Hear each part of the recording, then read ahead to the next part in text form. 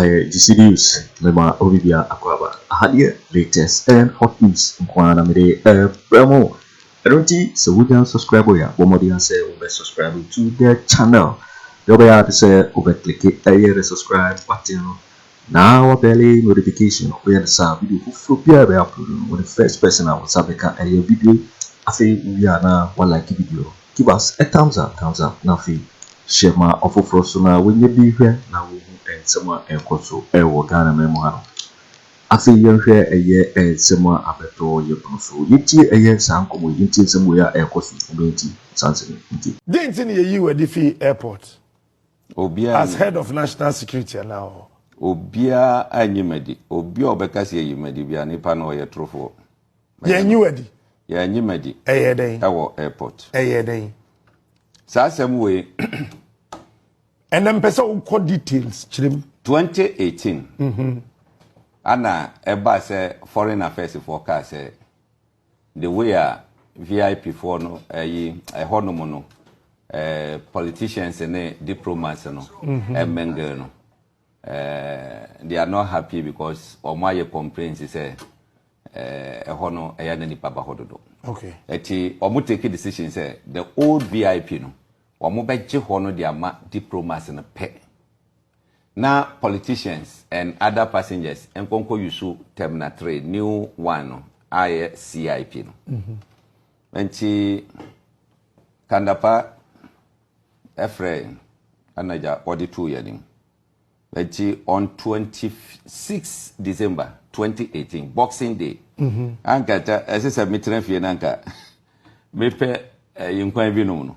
Next say me ba airport. Myself the security coordinator Kennedy the DAFSEC and other okay, one way frasa for JD say padi na dum ni phone no. Mo send na WhatsApp. So at the proper transit 26. So we agreed. Say okay, say me ko dia. The national security decision is because it say ye J loan and the DC terminal 3 into no. Ye hono ye kwa all other passengers no will pay to use that place. So we should think about how much will be taken per each on no kandapa no ma committee no. So now yes 1st January 2019 as I said me move to the new yes hono as I said ye per caterer bia or be small shops near kakeka ho na yetima ayi. Eti when Asante Bediatuo say ye kwakọ ye na anokọ na Kandapa. Asante Bediatuo, secretary to the president. Kandapa couldn't tell me the truth to say all what he says say oh penny be say omo pese de honoma private person be for 1 year be near hwe say ne be si akwansa say ye be take over and I'm say how private person no dey no oba be ya ntimi nya bi say o mine ntimi nya but private person Kandapa na fail. But yes eti on the first no mintimi move nko ho and I'm say mintimi move nko ho a me ko hi no so memra office ye brigade mankasa ada bi yeti mamo president nso amane. So I went to the office. Na we na anche womo shas ye wo ho na boys are na me use womo e wo ho no. Some of them were national service for adam who say e bi ye adwuma wo ho no ma mi sa womo hwe. So bi kopeli bi ho da be comfort no ana pedi ne ka chem say me esi ye ni eye Asante Bediatuo the executive secretary to the president any Senator Atta the PA to the president. Okay. Omo mienu and the team up omo je adwuma ne free binsem. Asante Bediatuo so de manere alatani no ana Senator so de ne ba e kan omo yusu ho no nti ana be say Asante Bediatuo je sa new way na yesi no yeah wo Ghana ni no be ye no ojema ne yere oya alatani. Yes. Okay. Say omo rane omo kwa na didi ye ko round campaign na no ba bia ni ho ye ko ya me hu say Asante Bediatuo ho no mo a wo ye campaign wo kasa eni ade no wanya bida ban hu bida You are watching Juicy News on YouTube. Hot news all time. You are watching Juicy News on YouTube. Hot news all time. What do you man kasa? Okay. Captain. Yeah, wo ya no mo kase. Hopes it tobo no. Sebe enya ponche na wo mi o. Nipa na wo mi. Moja na mi mu. Yeah, ponche na wo. MPP ni be na attack wo captain say me hopes ya mete. Aha. Why you me sa? MPP ni be. Tell me. Jo. What you will be out is say or no what tackle passing me. Me now because of MPP. And I be what? I don't know. Now what do you do me ya? Mobile says that in an honum refracts. Extra Brabe can you where you airport today. Hey, and they're coming into Brabe ye a bit me class and me ye cocaine in ye meti. Why are you? One word you ma ye ni party 2 times that. What will be that? Debbie.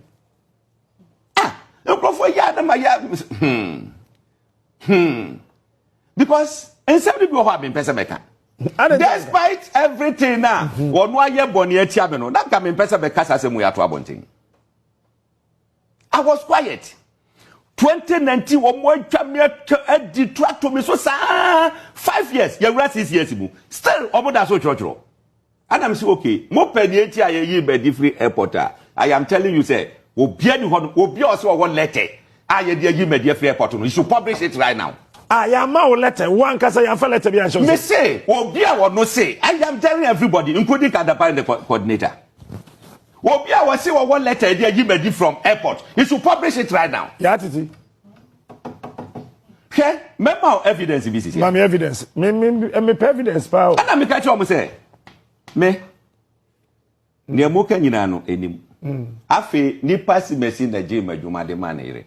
Mumuri amochi ko kum. Na nkwala na kasa na pedifo na yo mode. Na me de me ko reply a mo se bonti ase. Hwe MPP for man hwe ya ho. Man hwe ya. Enye se nyina de be kan. Na so man hwe ya. Mo de mu push sa. 5 years, 6 years mu ni awura yi. O se me to ba ko petu mu ave mo ho wo so. Ha? Na kese yo ho. We are working na chi kese yo ho. Hwe. Me di ya ye yi mi, eye time a me ye open declaration. Edema Alan Kojo Kyeremanteng in October 2022. You the letter be share with them. Na but me catch you. You the letter share me them. I know the bread letter. On the bread letter. By airport what they will be a letter. Me say that was the day you terminated my appointment from national airport. Meaning national security. National security the mame appointment to the airport. President no mo kasai. So they sent me to the airport. Okay? On 18th November Hot news 2022. You are watching Juicy News on YouTube. Termination of Hot appointment. news all time.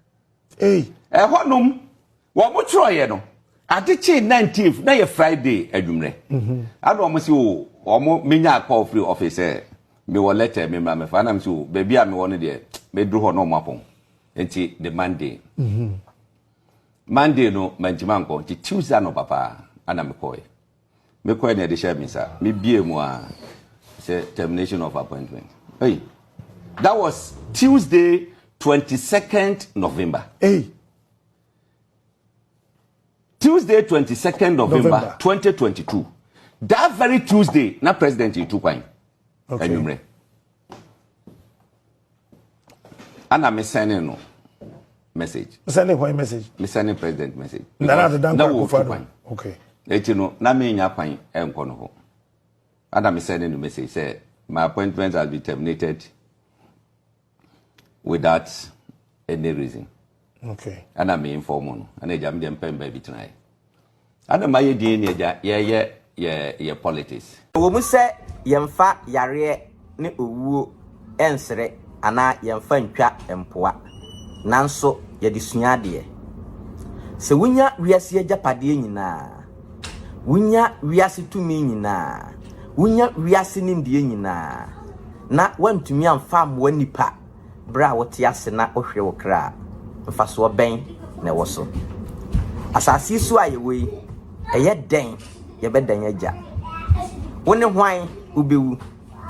said ye ohiani etumi yare na owu no saa na osikani nso so tumi yare na owu na ene this news me de bro no should be a lesson na minim say Ghana for ye ho beba ye ho so na ye de nokre ne onuado agi Ghana si ho ye beyi pesaminkumunya afri ho ye kana na Asante Bediatuo ne hwan ono na oye the secretary to the president of the Republic of Ghana Nana Addo Akufo Addo na Mensah kan news na mse na upon to me ni sika Nana Addo ne nabusua wei na omutumi yare na nkampese omu ewu na minim se ye na hiafo mai na ye yare ye na hiafo mai na yetumi wu na senka eba yare ne wuo dia asikafo ne wona wo tumi ombetimi ato sa not knowing yare ene ewuo yeni nyina na sika etimi to eba ne sen yesi Nana Asante Bediatuo entiapo ena one son ho yare wo Ghana ena obesan ho yare ewo United States of America the heaven on earth and the land of opportunities Hot news all time. You are watching Juicy News on YouTube. Hot news all time. Nyese wa free mu ana yare a oyare na ye mede. But wonim se me de ato me ho so se kwan bia ye befa ye de yenim de ne ye nyansa beboa agi Ghana asi ho no ama Ghana abeye kra behwe ama Ghana yese America ama Ghana abeye se UK Germany Canada no se even se yantimi mpa ye be create foundation no ama ye nkyerema aba beto so adechin ya Jubilee House at the letter aba we dem fancheme se nkura no ofie nti omo ye dede kakra nti ya mo fancheme na the letter no from the Communications Directorate Jubilee House Accra or say 2nd October 2024 for immediate release statement on the health of Nana Bediatuo Asante, Secretary of the President. The Office of the President wishes to inform the public about the health status of Nana Bediatuo Asante, Secretary of the President, following the conclusion of the meeting of the 79th United Nations General Assembly in New York, in United States of America, where he served as a key member of President Akufo Addo's delegation. Nana Bediatuo Asante stayed behind to conduct federal government business. He then began to feel unwell and was subsequently admitted to hospital. He is currently in a stable condition and responding well to treatment. According to the medical team, Nana Bediatuo's recovery is on track, and we remain hopeful for his swift return to full strength. We ask for continued prayers. Listen, we ask for continued prayers and support for him and his family during this difficult period. Further updates will be provided when necessary. Signed, Eugene Ahen, Director of Communications, Office of the President. You see, upon sika ni tumi omo wono omo se omo hia ye na hia foi ye mpai bo mahunu wiase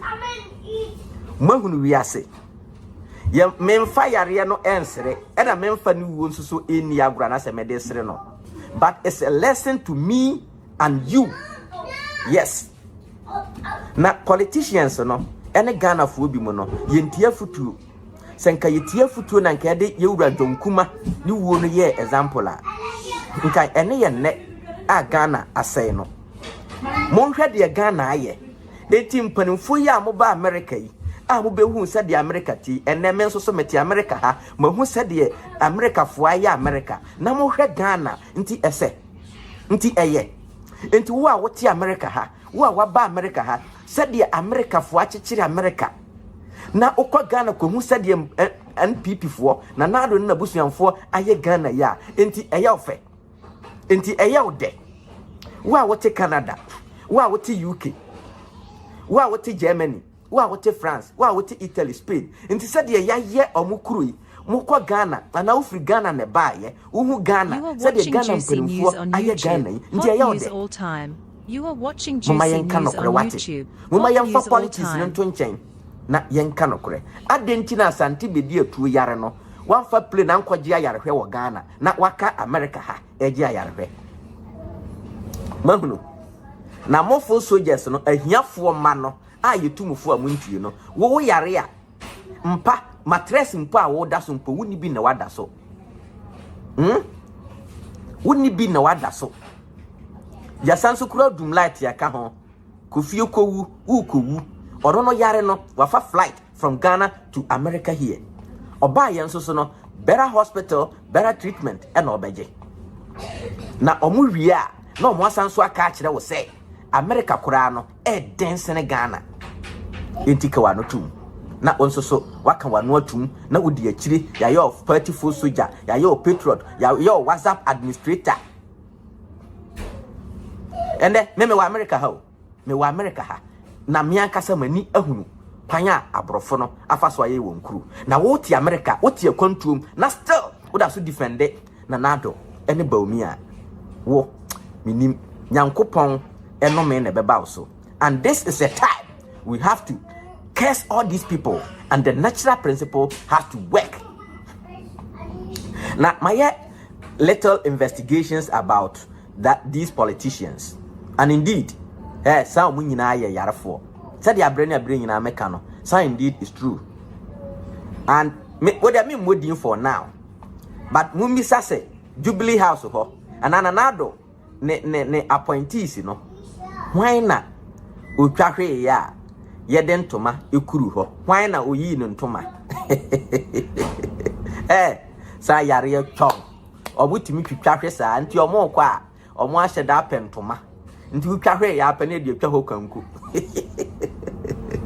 na hwe yare wa hunu yemfa nsere but no kure nyankopon animnie de mpanimfo no ye Ghana no itwase omo yare.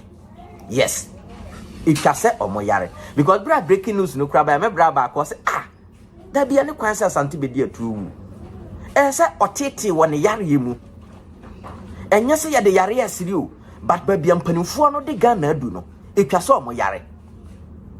Hwe yensu omo asɛ no hwe ye kwaye omo asɛ no hwe yensase omo asɛ no na ye ka wa obebie wa na obekoka no so na ya chew na so obi ye demonstration na se wasai oman na japade na se match no a what about onon so asai oman no nsuo oman no kwaye oman no nsase na wasan so afa kwa money so afa oman no sika ono de no protect no na de all kind of kure na nakoma etie ama na ye eniema bi a ensem fata no ono de ye mo na sinuam oh Ghana na mpanimfo no list ni nyina wa me hawo omo ama ya na me bodin no David de ma me fa din nte yes bi mu kura abodan ebi mbo diapers yes na nado Jubilee House ho no yes bebiri bu bo diapers na ode opa mo na me didi ni nyina beba ni obia ne yare a o yare obia yare a o yare efe de ye mompa ye ma ayi Asante Bediatuo ye kasa se Ghana ye den no asembe na maka aye ye kasa Ghana nje o de mo mfa no nko Ghana na ye nkobom pa ye ma no ye prayer ayi news on YouTube. Hot news all time. You are watching Juicy News on YouTube. Hot news all time. Prayer camp wamu ye o prophet bebre ye de ombeko ho nti se mu fi se Ghana ya aden na obe yare da ha no mo mfa flight mfa no nko. It's very simple and very logical. Me Frank Adana, I'll be very true and honest to you. Senka ye mafu ne de medie na me pa nka nyankopon adoma ba bedu America had the land of opportunities. Enka de be na me pa minya. And because of me no currenti nipa bebre ni me wa America ha. Enti opportunity be na me pe na wa America ha nipa ntimi mu wa me. But yet kwanya mrofo na faso akekire won kuru no salim de anu bi e na me pese me de na di kirew na ye nyina nso so ye faso ne ye de kekire Ghana na Ghana be ye kra behwe yo tipo winning and semua abekto ye bruso How say Juicy News so and our heno so we subscribe ya or more than say we subscribe to the channel. Now feel so while like the video and share my of first we be here say hadi latest and hot news in Kwana Mede Bremo. Also with me actually what Gyamfi so we now comment box me. In my next video. Thanks for watching. Like and share the video. You can also drop your comment. Please don't forget to subscribe. Click on the bell to turn on the notification.